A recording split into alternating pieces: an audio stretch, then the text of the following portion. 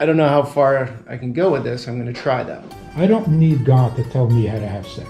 So I'm going to be coming out of here changing some of my behavior, maybe. Yeah, it's going to turn nasty. Nasty. Well, now you're getting personal. The relationship between husbands and wives has become pornography. The confusion about gender, it is not good. You're getting married because you're looking for love. You'll never have intimacy. Two things are killing marriages: love and sex. I believe I have morality, but I'm not religious. But you're saying the only way to do it is through religion. I think you're setting me up for a trap. The principles of Hasidic life are universal. You never attempt intimacy with the lights on. Don't kill that one for me, please. Good evening, guys. Here in Brooklyn, New York, outside of a rabbi's home. So in the Hasidic Jewish religion, every couple, before they get married, speaks to a relationship coach. So right now, we're going to go in the rabbi's home, the Hasidic rabbi's home, and speak to him about relationships. We gave already, no thank you, sir. Just kidding, come on in. This is the RS. Just joking. Welcome. Thank you. Rabbi, it's an honor, a pleasure. Come on in. I don't totally know what I'm getting into, to be honest. Neither do I. Okay.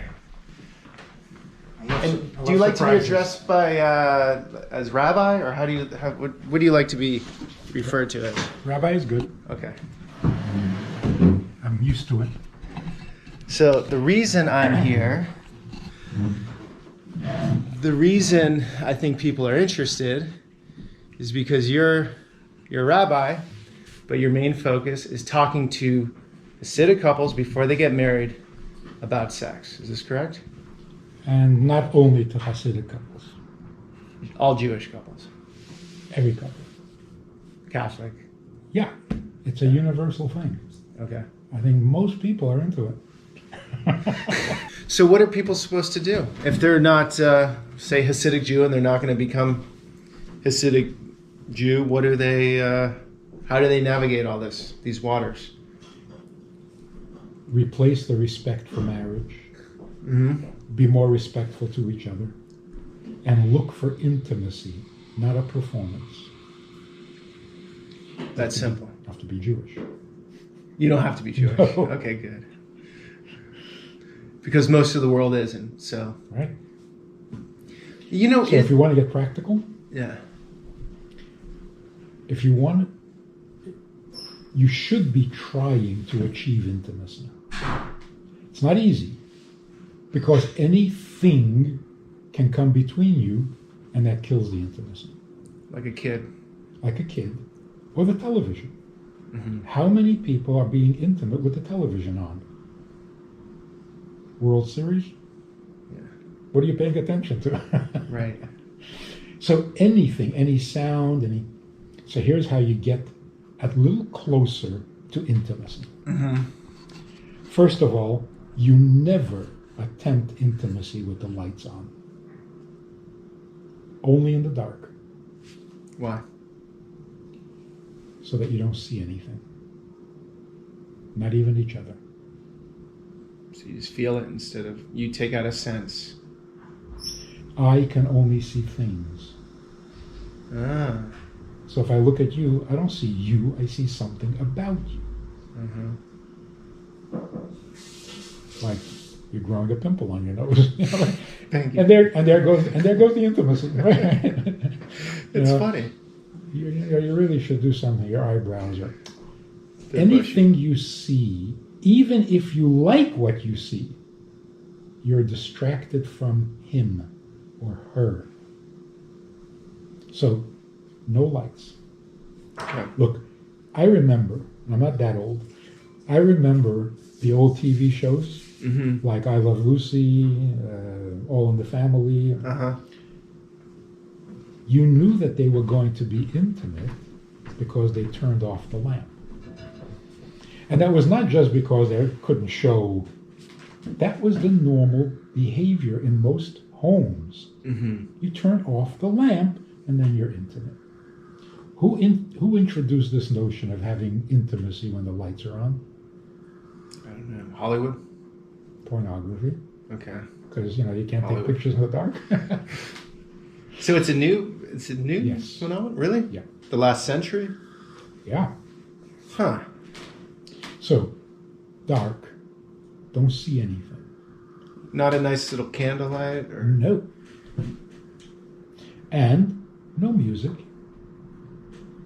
There's a famous joke about the record was playing and it skipped. Okay, I can mess up. So no sound, no sight, and no talk.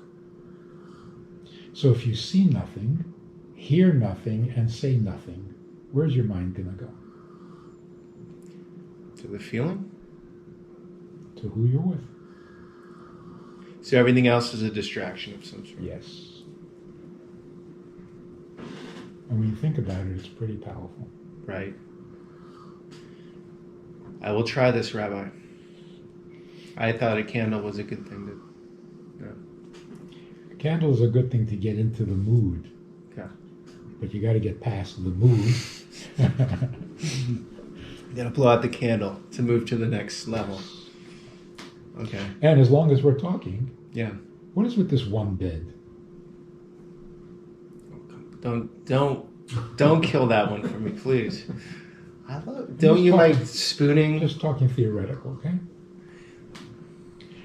Think of the romance of the king knocking on the door of the queen's bedroom. That's a little better than, are you in the mood? No, let me sleep. Oh, that's a killer.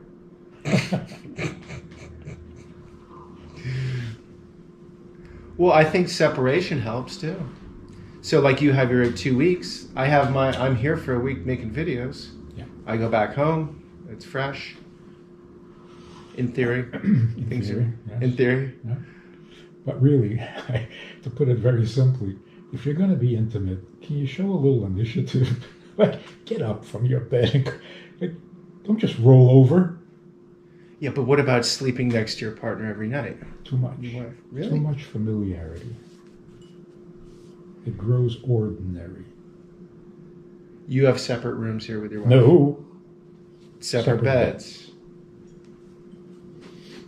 But I'm just thinking, royalty used to have separate rooms.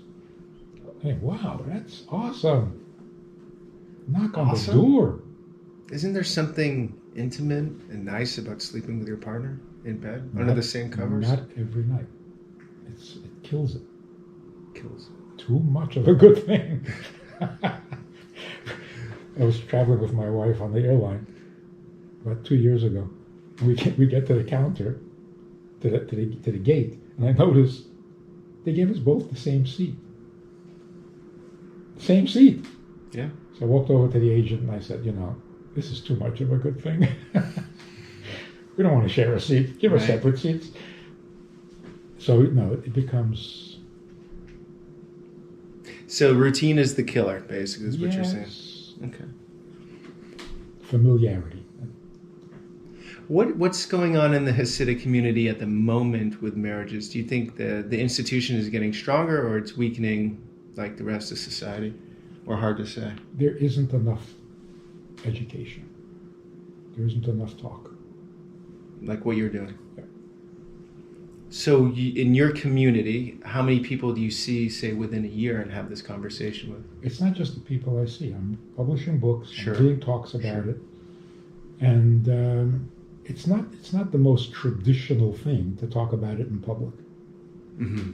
But it's a crisis. You got to do it. You're saving people's families, their livelihood, Sometimes their lives. their lives. Okay. You get miserable, you get dangerous. Yeah.